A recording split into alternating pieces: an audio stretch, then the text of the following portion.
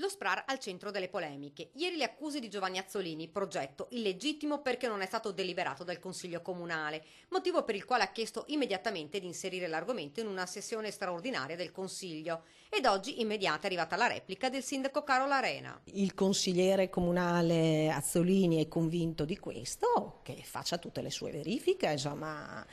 Noi abbiamo seguito una procedura che è stata seguita da tutti gli altri comuni, che è partita da una delibera di giunta, che è passata attraverso la firma di un protocollo d'intesa in prefettura con altri comuni e insieme abbiamo aderito a questo progetto SPRAR. Noi siamo assolutamente sereni, ribadisce il primo cittadino, e conferma l'arrivo delle 5 richiedenti asilo per la fine di agosto. Saranno ospitate, come era già stato anticipato, nell'appartamento di un privato in via Ragusa. Le 5 donne saranno seguite dalla cooperativa, saranno seguite dall'amministrazione dei servizi sociali e quindi c'è un controllo diretto da parte nostra rispetto a queste 5 donne. Intanto rimane difficile la situazione dei profughi accolti nei diversi centri di Mogliano. Noi abbiamo questi centri di accoglienza, ecco, quelli sì, non gestiti dal comune, ma quelli sono gestiti dalla prefettura e da chi gestisce poi direttamente, ma è un rapporto prefettura-gestori.